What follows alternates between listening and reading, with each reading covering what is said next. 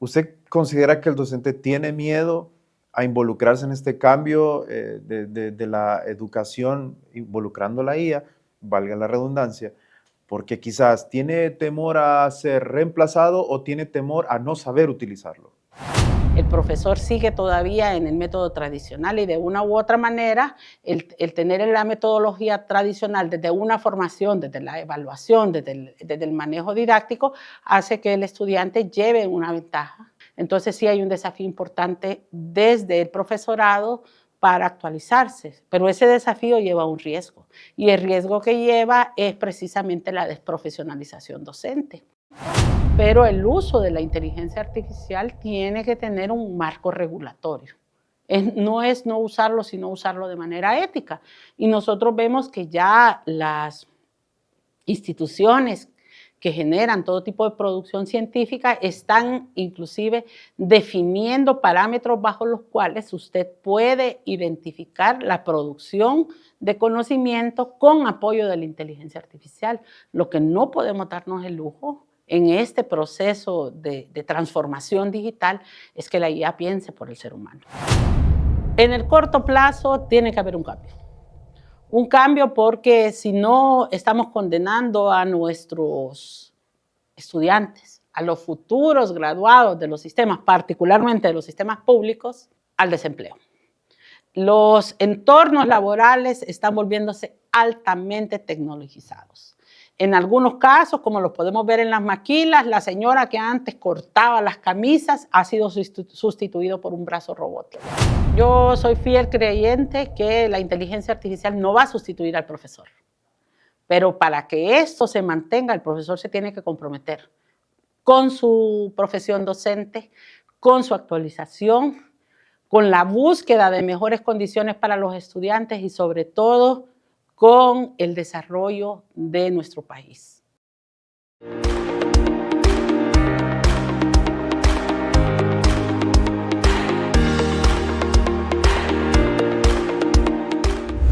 Desde la UPN, el podcast. La inteligencia artificial ya no es un tema futuro, ya es parte de nuestro presente y obviamente lo vamos a hablar desde el punto de vista educativo. ¿Será la inteligencia artificial un componente que va a transformar totalmente la educación de nuestro país?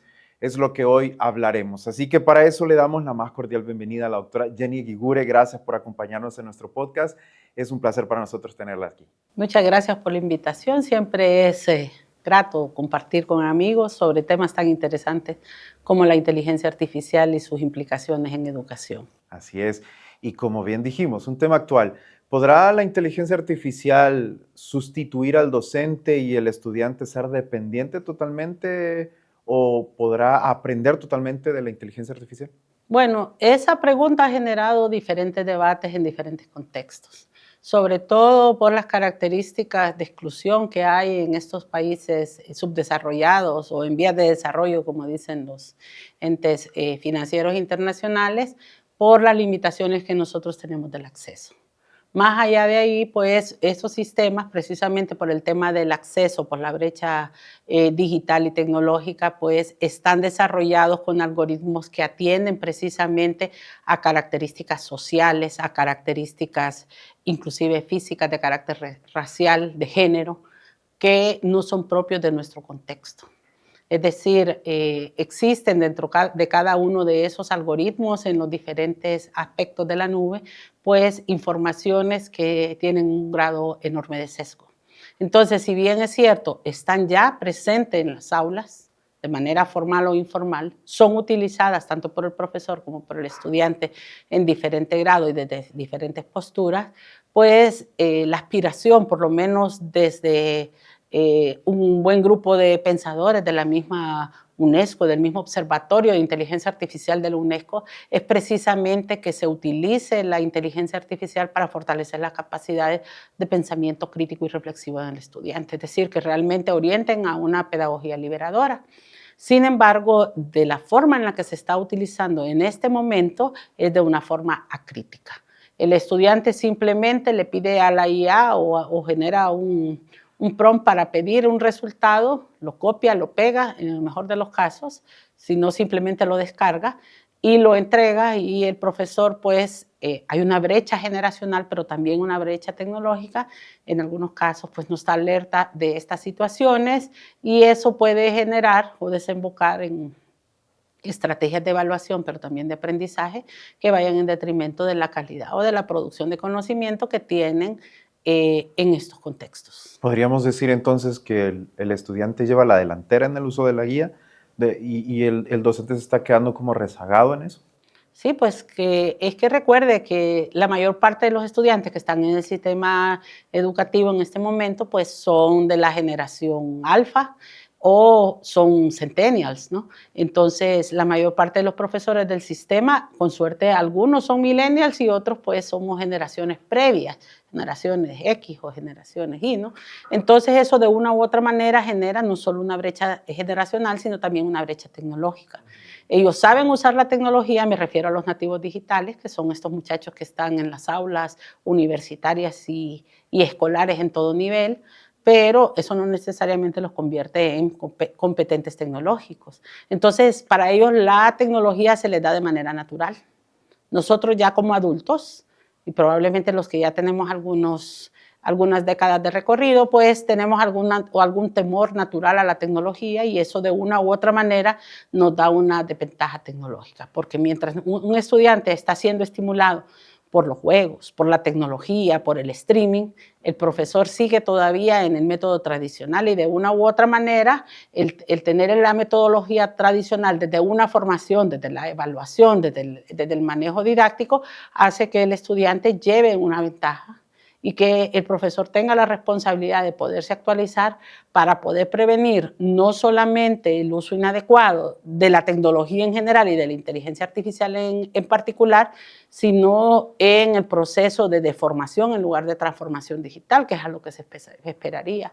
Entonces sí hay un desafío importante desde el profesorado para actualizarse, pero ese desafío lleva un riesgo, y el riesgo que lleva es precisamente la desprofesionalización docente. Porque si hablamos de la inteligencia artificial en el aula, entonces, ¿cuál es la función que va a tener el profesor? La función de operador, la función únicamente de administrador de sistema. ¿Y en qué momento realmente el profesor va a hacer ese proceso de intercambio, ese proceso de diálogo, ese proceso que lleve al estudiante a su reflexión, al desarrollo de sus experiencias, capacidades y potencialidades, para poder desde una postura reflexiva establecer cuáles son esos elementos que debe de cambiar de su cotidianidad para alcanzar una transformación que a la larga o a la corta pues impacte en su desarrollo comunitario, pero también en la transformación de la sociedad? Habló de generación, habló de miedos y habló de estos procesos de cambio, de transformación.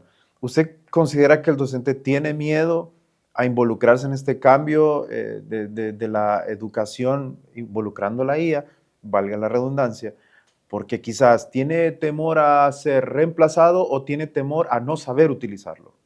Es una combinación de varias cosas. Estamos hablando de una brecha que tiene que ver con la formación recibida, la metodología de enseñanza, la metodología de evaluación, la misma metodología de planificación y la nueva realidad en el aula.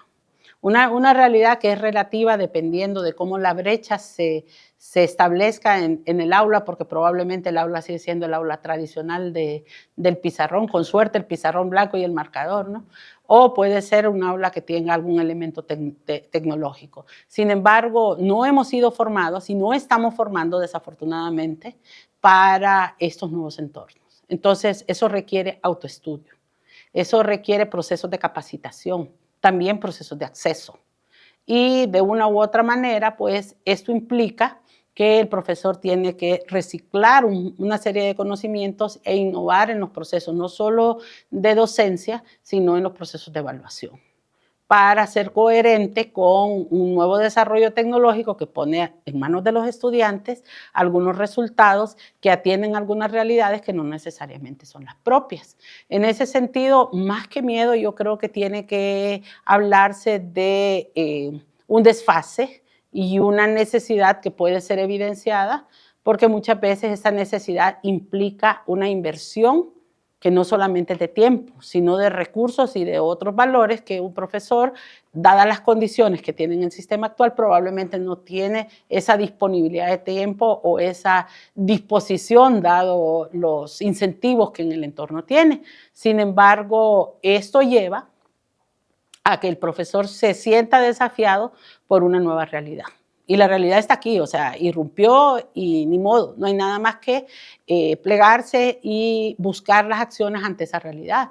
Y esas acciones ante esa realidad se habla entonces de un formador, de un docente que esté preparado no solamente para pedir a la IA que genere información, sino realmente para pedirla de manera objetiva y poder combinar lo que el estudiante está solicitando a estas tecnologías y lo que el estudiante requiere para realmente convertirse en el ciudadano que el currículum establece que debe de estar, con todas las dificultades del currículum, pero para poder generar individuos que puedan realmente tener un planteamiento reflexivo y crítico sobre su propio entorno, sobre su propia realidad y que pasen la barrera de consumidores y lleguen al punto de productores de conocimiento en esta denominada sociedad del conocimiento. Este proceso del uso de la inteligencia artificial me parece que no se está dando en doble vía. En este caso, usted lo acaba de mencionar, el estudiante como tal lo está consumiendo, es como consumidor. ¿En qué momento pasaremos ya al uso de la inteligencia artificial en los procesos académicos de doble vía?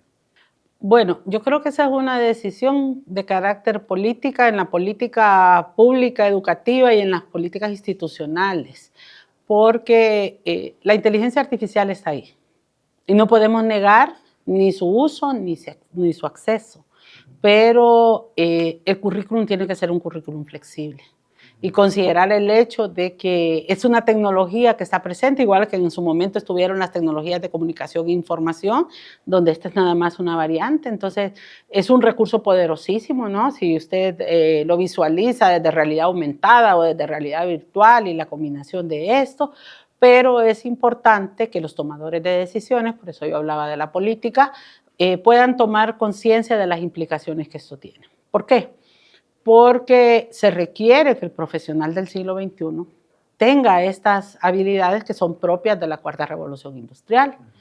Y nosotros no podemos quedarnos al margen. Entonces, no usarlo sale más caro que el usarlo de manera errónea, ¿no?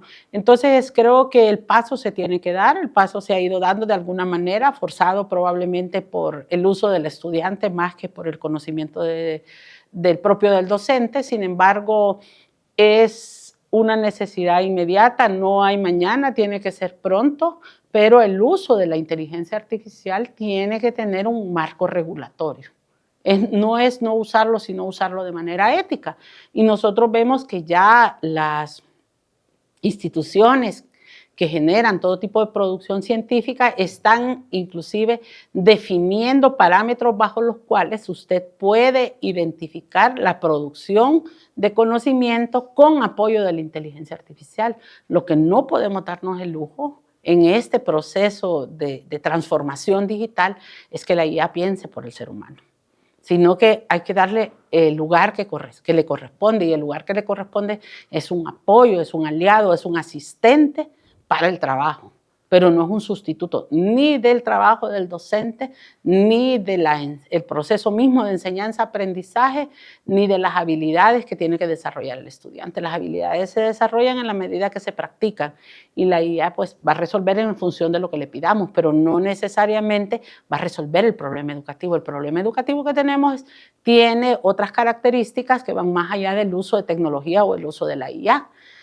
Inclusive los currículos, nosotros tenemos currículos desactualizados o actualizados en función de visiones que no necesariamente son integrales o que se van orientados precisamente a los procesos de transformación. Entonces, en ese sentido, creo que el desafío está precisamente en cómo visualizar que la inteligencia artificial es un apoyo, así como en algún momento vimos el televisor, la computadora o el papelógrafo como un apoyo en el proceso de aprendizaje, pero no como rol protagónico, porque en definitiva sigue siendo un mecanismo de mediación. Y el nivel de mediación que nosotros le demos está en función del dominio que tengamos del recurso para poder mediar con él. Y siento que como consumidores no estamos sabiendo manejar la inteligencia artificial. ¿Considera que es importante capacitar o que empecemos por ahí para el uso de la inteligencia artificial y poder demilitar su uso? No, usarlo con ética, como usted menciona. Yo creo que esa sería una primera parte muy buena. Sí, un desafío importante es poder utilizar de manera responsable todo lo que nosotros tengamos en nuestras manos como docentes o como generadores de procesos formativos, sea de carácter formal o de carácter informal. Entonces, un punto importante en el tema de la inteligencia artificial es realmente enseñarle al estudiante el uso óptimo, pero desde las características del manejo ético. El manejo ético que haga no solamente el usar y citar el uso de la inteligencia artificial, sino la comprensión misma de cuáles pueden ser las potencialidades de la inteligencia artificial. ¿Por qué? Porque la inteligencia artificial como tal, por las mismas características de su desarrollo, no son soluciones desarrolladas o hechas en casa, como se decía en algún momento, ¿no? Sino que son producto de procesos que desarrollan transnacionales. Entonces, eso significa que las características del que aprende, o del estudiante en este caso, no necesariamente están contextualizadas. El no estar contextualizadas implica que no resuelven necesariamente las necesidades nuestras. Y eso significa que el estudiante lo puede estar utilizando, pero no necesariamente se está volviendo competente tecnológico, sino que simplemente se está volviendo usuario y usuario acrítico. Entonces es simplemente el consumidor como que compra un churro y se lo come y no tiene conciencia de las implicaciones que tiene, la cantidad de químicos que tiene eso y las repercusiones en el mediano o en el largo plazo que pueden tener para la salud. Simplemente es otro accesorio más y a la larga o a la corta pagaremos el precio pues por utilizar una herramienta poderosa sin un control y sin una conciencia sobre su uso. Entonces el profesor tiene un desafío interesante porque más allá de utilizarlo, tiene que tener un uso responsable. O sea, yo puedo tener un generador de planes de clase, yo puedo tener un generador de videos, de presentaciones, de exámenes, de actividades que voy a hacer en el aula, pero eso no me garantiza que tenga el éxito, porque yo tengo que ponerle un contexto y partir de alguna realidad, y tengo que partir de una realidad mínima: acceso, conectividad, infraestructura, formación, tanto del estudiante como mía, y por último, la relación que eso tiene con el currículum o con el perfil de ciudadano o de profesional que yo estoy formando. Porque si no, entonces lo único que yo estoy haciendo es usar la tecnología por ser tecnología. Y ya hemos dicho hasta la saciedad que sigue siendo un medio y no un fin en el proceso educativo. Entonces no podemos confundir eso, por mucha emoción que nos cause utilizar tecnología en el aula. ¿Considera usted que en este momento que no es la tecnología, la inteligencia artificial, parte del currículum académico, los estudiantes la están usando en el presente? Estamos formando profesionales sin criterio, eso es lo que hemos entendido, y estamos formando profesionales dependientes de la IA. Sí, ahí tenemos muchos riesgos. Ya desde la literatura, el riesgo más grande que tenemos es que estamos utilizando la tecnología sin que esté contextualizada. Desde el momento que no está contextualizada, no atiende a una realidad. ¿Cómo yo voy a transformar o poder tomar conciencia de una realidad que no conozco? ¿Cómo voy a través de herramientas que no responden a una realidad concreta, puedo yo encontrar una alternativa de solución? ¿Cómo voy a plantear entonces yo diferentes perspectivas para atender lo ambiental, lo social, lo económico, lo educativo, si no está creado en función de mi propia realidad? Es muy difícil. Entonces, ¿qué es lo que sucede? Lo que sucede en este momento son procesos de enajenación digital, porque lo que nosotros tenemos es que el estudiante igual lo está usando. Y él puede en determinado momento conseguir la calificación que necesita por A, B o C situaciones, pero eso no lo vuelve calificado para atender un empleo en un contexto real. y en algún momento donde la IA no sea la solución. Porque una crítica que se hace desde la literatura a la inteligencia artificial es precisamente esos procesos de descontextualización. Hay un caso muy interesante con la selección a través de la IA de sistemas de apoyo económico a personas pobres en el lado de Argentina. El algoritmo está hecho para la discriminación. Es un algoritmo racista y entonces el pobre va a seguir siendo más pobre porque simplemente las ayudas, los apoyos del Estado generados a partir de esta inteligencia artificial no están destinados para atender esa población.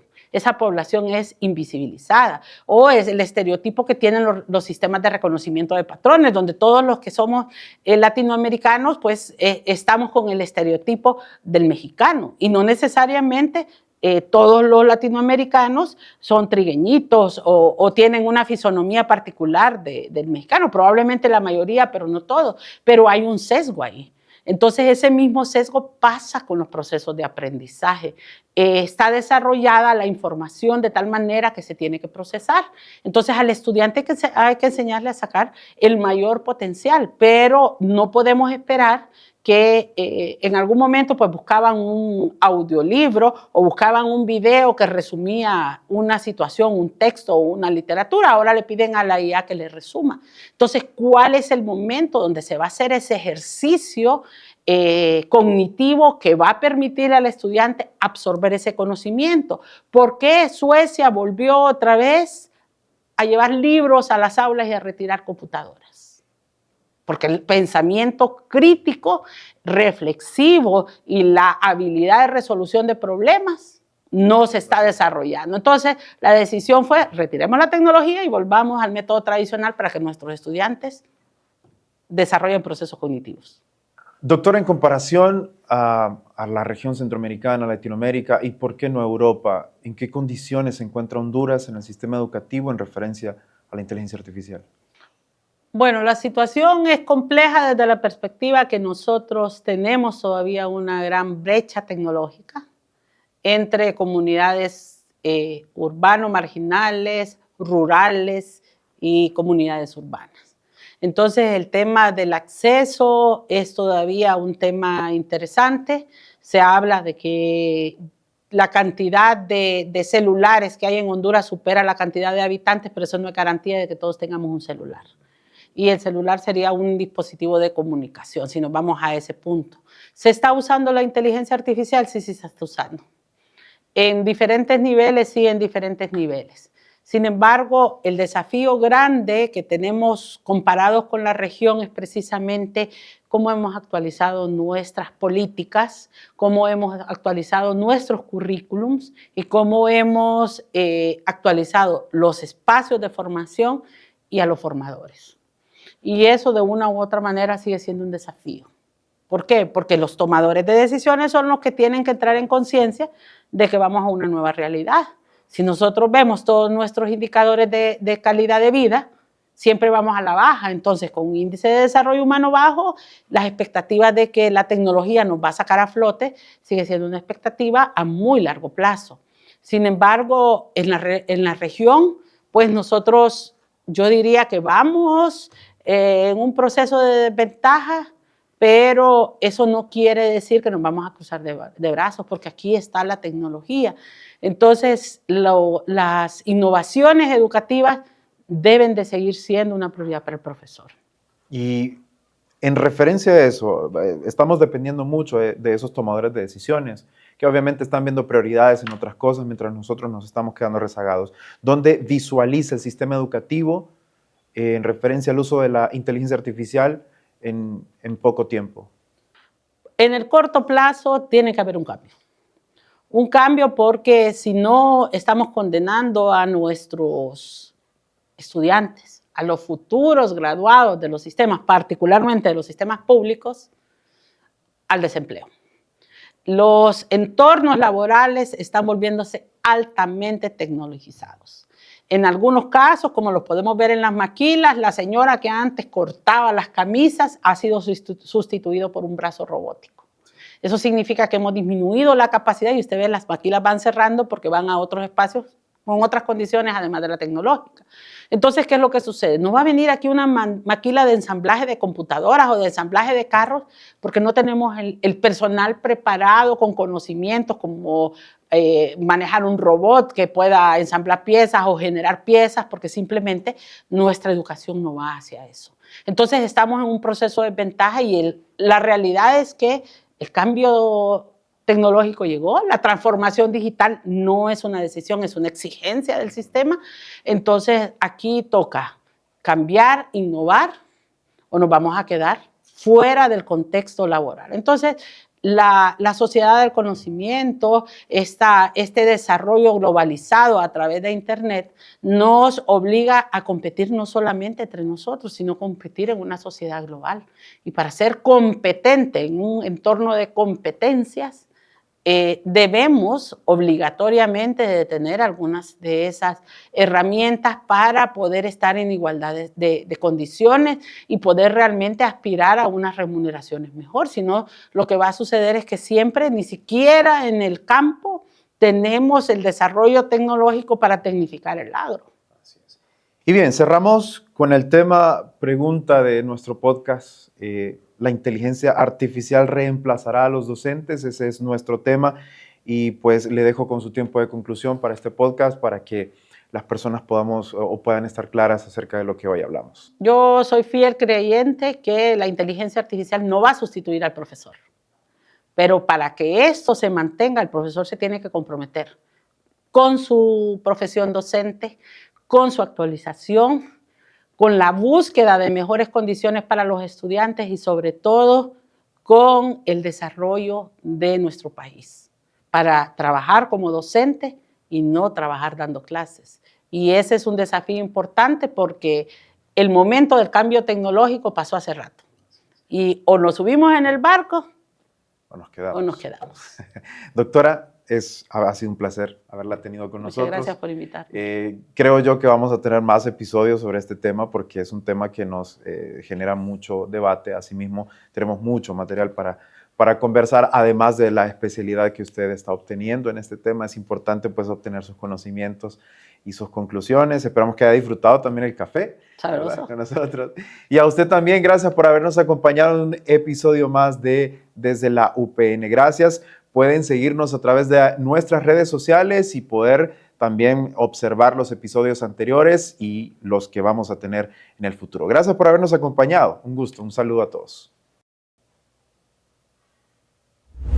En la Biblioteca Central trabajamos cada día para brindarte más y mejores servicios, pensados para apoyar tu formación. Contamos con un horario de atención de 7 de la mañana a 8 de la noche. Recuerda que tenemos espacios especiales para el trabajo en grupo y laboratorios de computación, totalmente equipados para apoyar tu proceso académico. Uno de nuestros servicios más importantes es el préstamo de libros. Puedes llevarte hasta 3 libros a casa, con la opción de renovarlos una vez más. Solo debes elegir los libros que necesitas con el apoyo de nuestro personal bibliotecario. Luego dirigirte al área de circulación y préstamo con tu carnet de biblioteca y listo. Además, puedes agendar talleres sobre el uso de bases de datos, buscadores académicos, producción audiovisual educativa y fotografía. Te invitamos a aprovechar cada uno de nuestros servicios. La Biblioteca Central es más que un espacio de estudio, es un punto de encuentro entre el conocimiento, la investigación y el crecimiento académico. Te esperamos.